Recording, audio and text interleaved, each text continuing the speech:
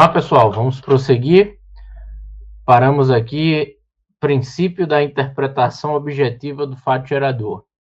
Um princípio muito importante, decorre do próprio conceito de tributo, no sentido de que tributo não é sanção por ato ilícito, mas nada impede que de uma atividade ilícita, decorra o fato gerador de uma obrigação tributária. E a gente vê isso, por exemplo, em situações como a exploração de jogos de azar.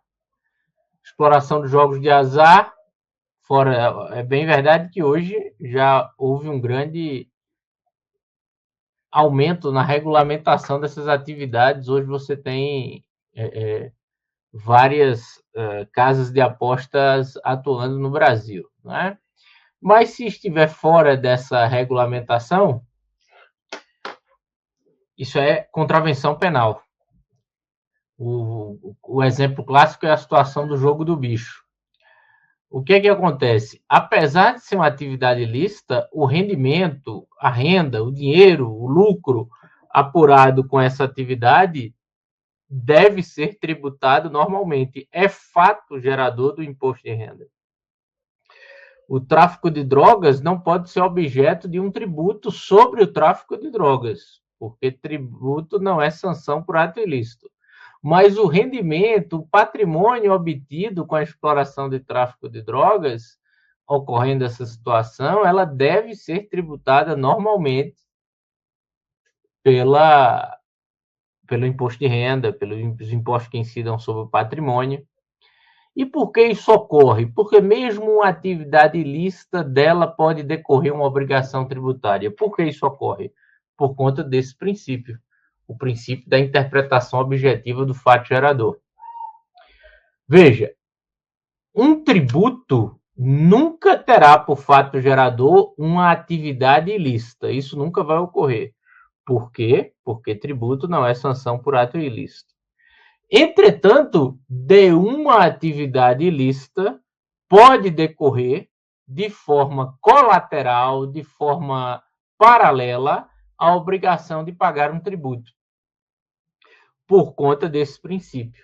E o que é que diz esse princípio? Ele diz que o fato gerador da obrigação tributária, aquela situação de fato ou situação jurídica que a gente viu, o fato gerador de uma obrigação tributária, ele não pode, ou melhor, ele é interpretado, então o fato gerador de uma obrigação tributária, ele é interpretado abstraindo-se. O que é que significa abstraindo-se? Desconsiderando a validade jurídica do ato ou negócio analisado, bem como os efeitos desse negócio.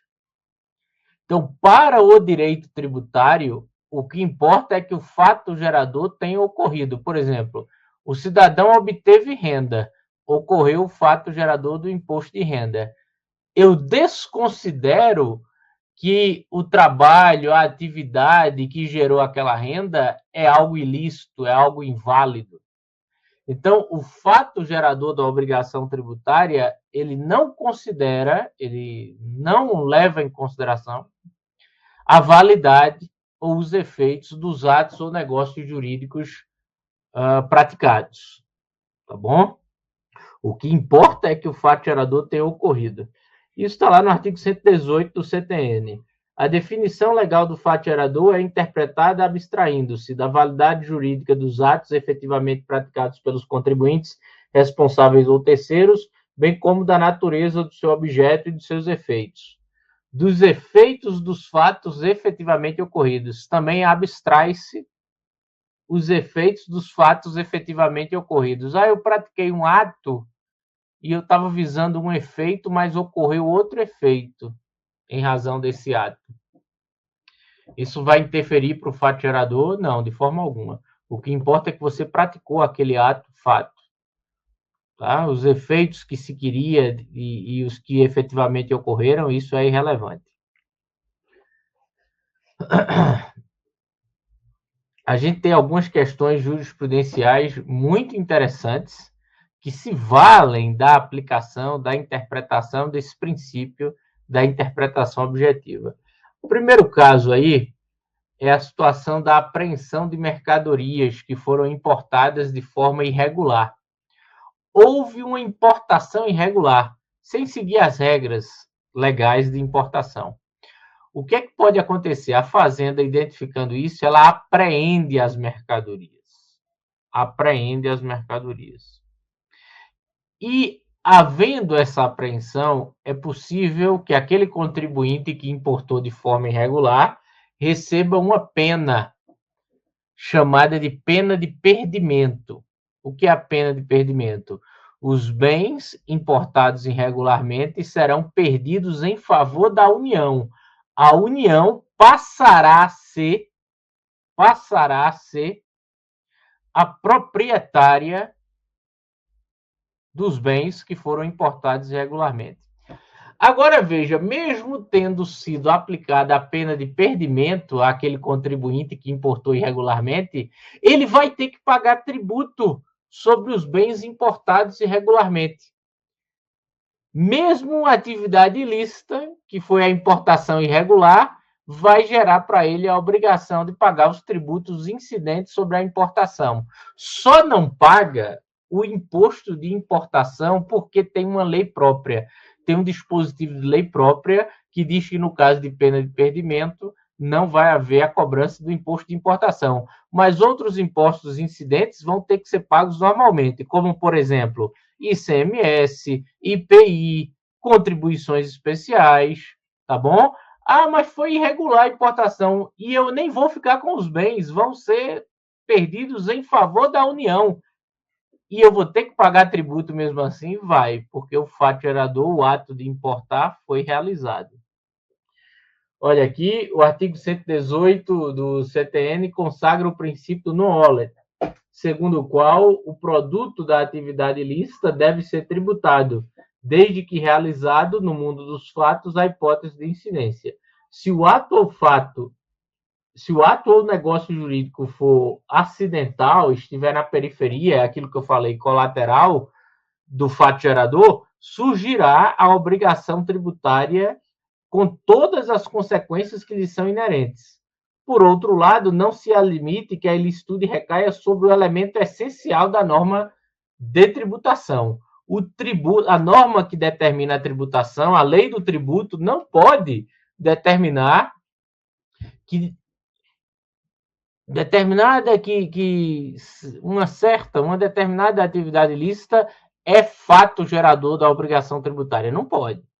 Né? Uma atividade ilícita não pode ser fato gerador. Não pode ser, então, recair sobre o elemento essencial. Mas, se da atividade ilícita decorrer o fato gerador, deve haver a tributação normalmente.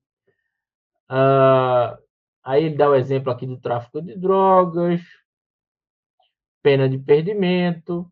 O valor das mercadorias não pode ser devolvido ao contribuinte, já que houve a pena de perdimento. O valor relativo ao IPI, PIS e COFINS devem ser convertidos em renda. O contribuinte fez um depósito e esse depósito ser convertido em renda, ou seja, IPI, PIS e COFINS ele tem que pagar. Já que a regra geral é que a aplicação da pena de perdimento não afeta a incidência do tributo devido sobre a operação. Não afeta, tá bom?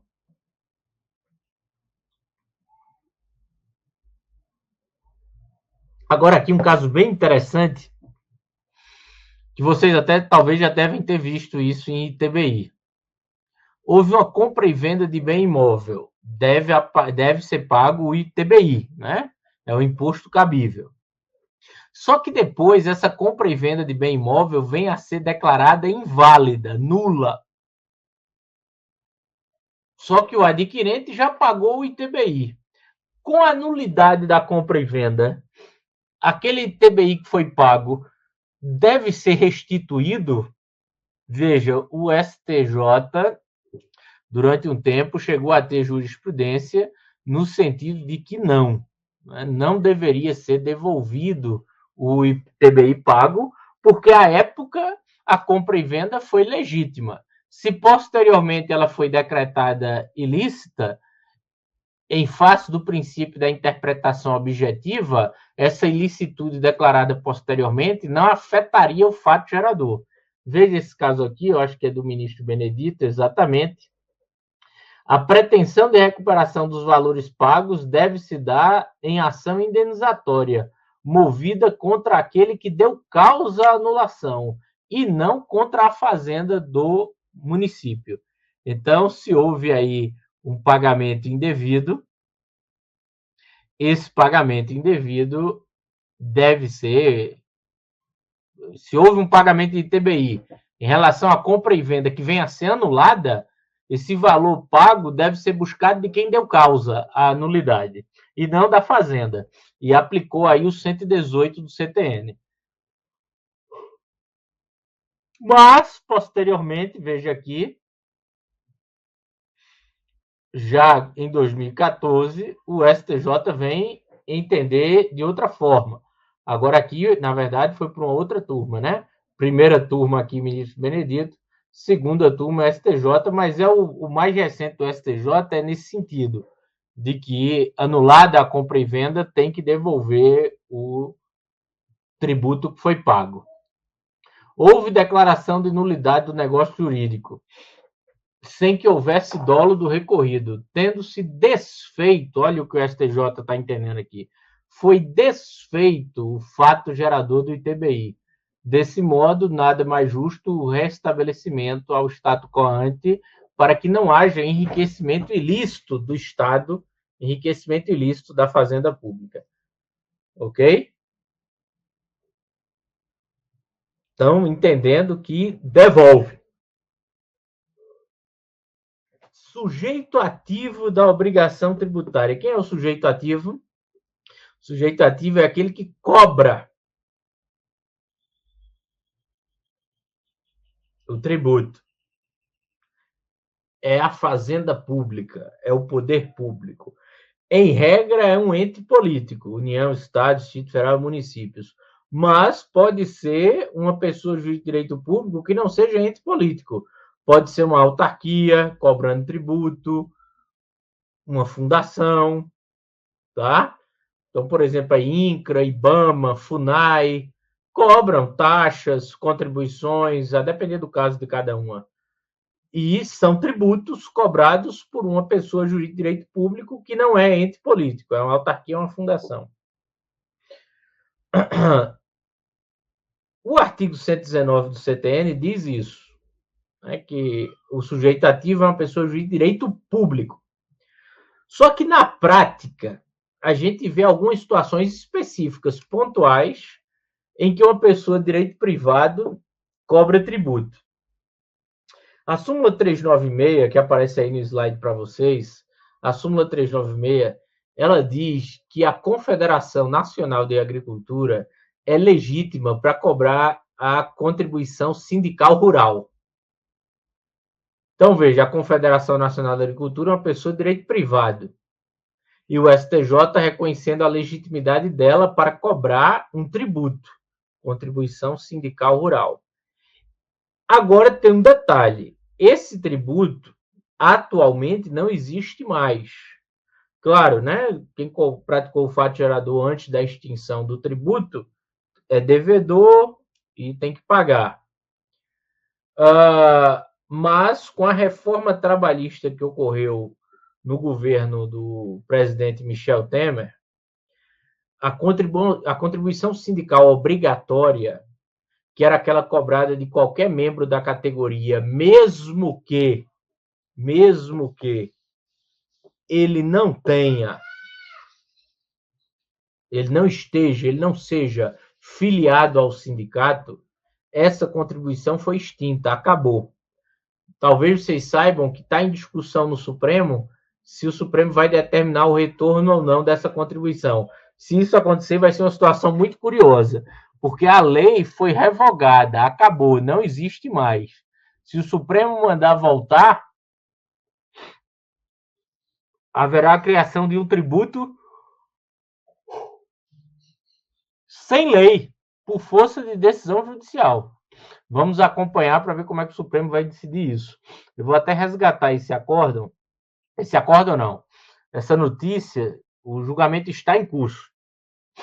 E vou colocar no material para vocês. É para a gente acompanhar, porque ainda não tem decisão. Mas veja, na época que havia a contribuição sindical obrigatória, e o sindicato é uma pessoa de direito privado e cobrava o tributo, eu tinha ali um exemplo de pessoa de direito privado cobrando tributo. Pelo CTN, artigo 119, só quem pode cobrar, o sujeito ativo, é apenas a pessoa jurídica de direito público. Tem uma outra situação. Os cartórios extrajudiciais. Cartório de notas, cartório de imóveis, cartório de registro civil. Os cartórios, aquilo que eles cobram, aqueles valores que cobram, tem natureza jurídica de taxa. Aquilo ali é tributo, é taxa. Mas é cobrado por uma pessoa privada, que é o tabelião. O registrador, o tabelião. Entenderam? É uma exceção. Não está no código isso, mas, na verdade, a gente tem algumas situações de pessoas de direito privado que cobram tributo.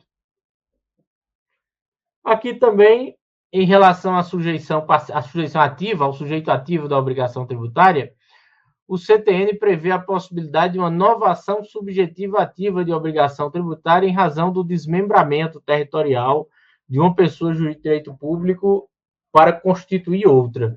Isso aí a gente falou, essa questão do desmembramento territorial, eu até dei o exemplo, né, da criação do estado de Tocantins. A gente falou disso para tratarmos da aplicação extraterritorial da legislação tributária, né? Havendo desmembramento, aplica-se a legislação do Estado de Goiás no território do Estado de Tocantins, até que o Estado de Tocantins produzisse a sua própria legislação, né, tributária. É um exemplo de aplicação extraterritorial da legislação tributária. Agora, aqui o caso é uma situação de novação subjetiva ativa. O que é isso? A obrigação tributária ela vai ser novada subjetivamente no seu polo ativo. Eu tenho a obrigação tributária e o polo ativo dessa obrigação será alterado. Também a gente pode pegar o mesmo exemplo aí de Goiás e Tocantins. O cidadão era proprietário de um automóvel, pagava IPVA ao Estado de Goiás, era devedor de IPVA ao Estado de Goiás, e houve o desmembramento territorial. A cidade onde ele reside ficou do lado de Tocantins. Aquela obrigação tributária de pagar IPVA ao Estado de Goiás sofreu uma novação subjetiva ativa. Ele passa a ser devedor agora não mais do Estado de Goiás, mas do Estado de Tocantins. Tá bom? Então, exemplo de novação subjetiva ativa numa obrigação tributária.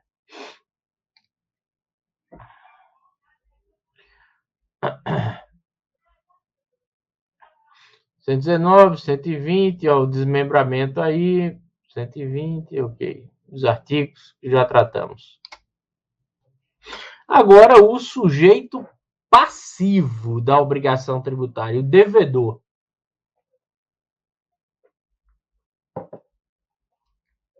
É a pessoa obrigada a pagar o tributo. Ela pode ser de dois tipos. O sujeito passivo pode ser contribuinte, também chamado de sujeito passivo direto, ou pode ser responsável, também chamado de sujeito passivo indireto, o contribuinte ou responsável. Qual é a diferença? Veja, o código diz que o contribuinte é aquela pessoa que tem relação pessoal e direta com a situação que constitua o fato gerador. Relação pessoal e direta com a situação que constitua o fato gerador. Esse aí é o contribuinte. Esse aí é o contribuinte. Tá bom? Em outras palavras, quando o código fala assim, aquele que tem relação pessoal e direta com o fato gerador, esse aí é aquele que pratica o fato gerador. Então, é aquele que pratica o fato gerador. Quem pratica o fato gerador é contribuinte. Tá bom? também chamado de sujeito passivo direto. O responsável, quem é? O responsável é aquele que não pratica o fato gerador, ou seja, não tem relação pessoal e direta com o fato gerador, mas a lei determina que ele pague aquele tributo. Apesar de ele não ter praticado o fato gerador, ele tem alguma relação com o contribuinte ou alguma relação com o fato gerador que o deixa próximo da ocorrência do fato gerador. Mas ele não pratica o fato gerador. A lei pode determinar que ele pague o tributo. O responsável é aquele que paga tributo em razão de fato gerador praticado por outra pessoa, ou seja, pelo contribuinte. Tá bom? Não é ele quem praticou, foi outra pessoa, mas a lei determina que ele pague. A gente vai ter aqui uma sequência de várias aulas só para tratarmos das espécies, dos tipos de responsabilidade tributária previstas no Código. Tá? Em breve, daqui a pouco a gente vai ter essa sequência. Mas aqui é o gênero. O gênero é sujeito passivo. E eu tenho duas espécies, contribuinte e responsável. Lembrando que, seja contribuinte ou seja responsável, isso deve estar previsto em lei. O sujeito passivo da obrigação tributária deve estar indicado em uma lei. Tá bom? Apenas a lei pode prever essa condição de contribuinte ou de responsável. Ato infralegal não pode, só por meio de lei. E aí os artigos 121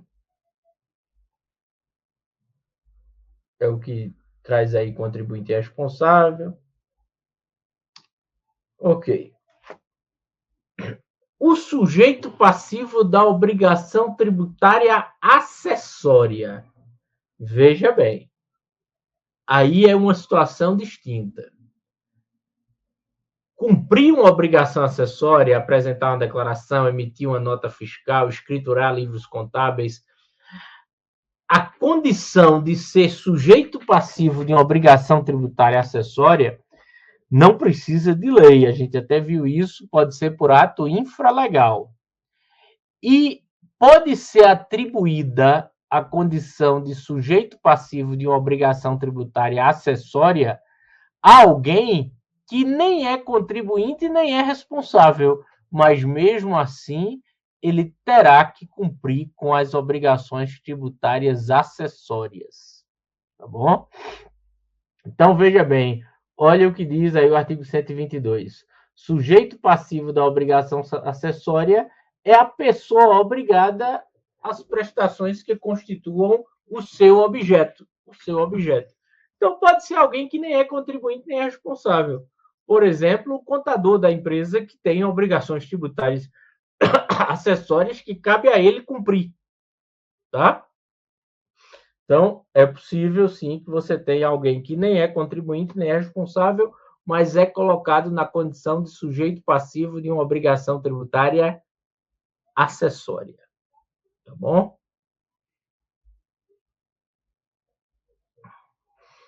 O transportador que tem a obrigação acessória de transportar a mercadoria acompanhada da nota fiscal, tá? Convenções particulares. O que é isso? Dentro ainda do assunto sujeito passivo da obrigação tributária. Convenções particulares são acordos privados, contratos privados, ajustes particulares,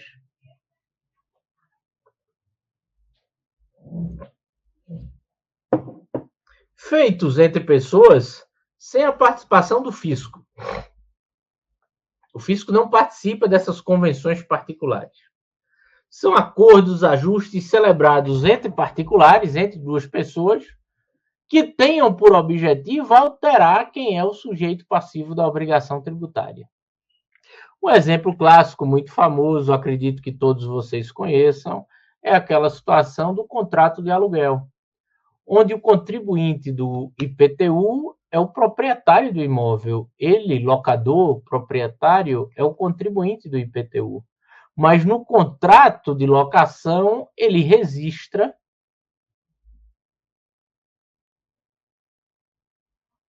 no contrato de locação, ele registra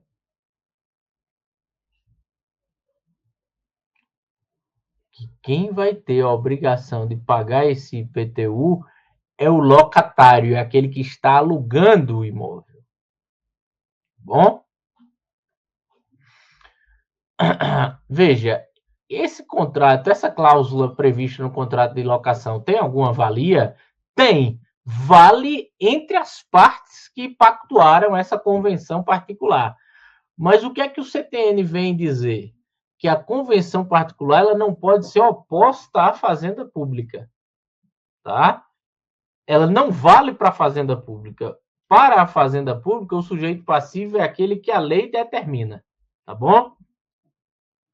Ainda que sejam válidos entre particulares, não podem modificar a definição legal do sujeito passivo. Salvo disposição de lei em contrário. Tem que ter cuidado com essa ressalva, que já caiu em prova de concurso. Se a lei permitir, a regra é que a convenção particular não pode ser oposta à fazenda pública. Mas se a lei permitir, ou seja, a lei pode admitir que uma determinada convenção particular tenha valor, tenha força contra a fazenda pública. Tá? Então, salvo disposição de lei em contrário. Aí já caiu em prova no sentido de se a lei determinar, é possível. Aí tinha lá as opções. Opor convenção particular à fazenda pública. Verdadeiro. Porque o próprio código ele diz, salvo disposição de lei em contrário, aí no artigo 123 do CTN. Tá bom? Olha aí. O locatário, por não ostentar a condição de contribuinte ou responsável, não tem legitimidade para postular a declaração de inexistência, bem como repetição de indébito. Aquela convenção particular prevista no contrato de locação, aquela cláusula, não pode servir para atribuir legitimidade ao locatário. O locatário, ele não pode, por exemplo, pedir repetição de indébito. Ele pagou por força do contrato, ele pagou o IPTU. Depois ele entende que o IPTU é inconstitucional. Ele quer pedir de volta. A jurisprudência entende que ele não tem legitimidade. Também ele quer não pagar o IPTU, entendendo que aquele IPTU é indevido. E aí o locatário entrar com ação contra o município para não pagar aquele IPTU, o STJ entende que não cabe. Ele não tem legitimidade, porque aquela cláusula do contrato não pode ser oposta à fazenda pública.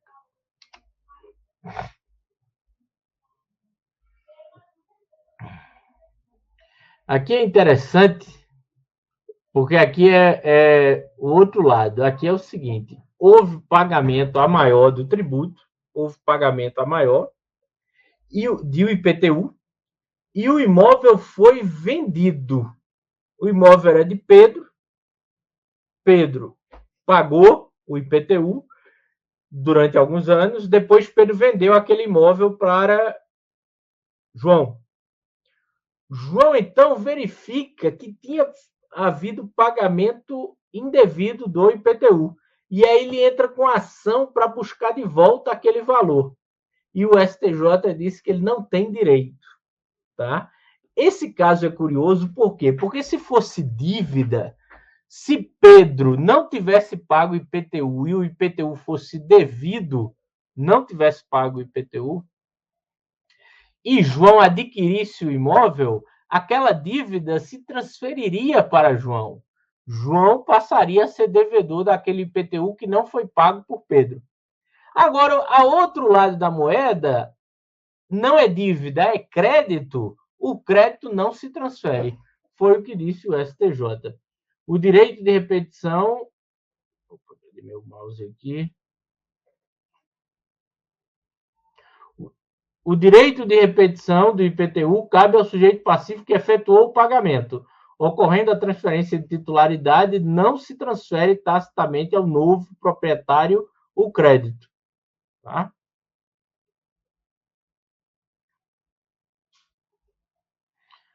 Súmula 614 do STJ, o locatário não possui legitimidade ativa para discutir relação jurídica de IPTU, jurídico-tributária, e de taxas referente ao imóvel alugado, nem para repetir o indébito desses tributos. Solidariedade. Deixa eu dar uma olhada aqui. Eu vou encerrar o bloco aqui, deu 30 minutos. Na sequência, a gente vem de solidariedade, tá bom? Um abraço, até daqui a pouco. Tchau.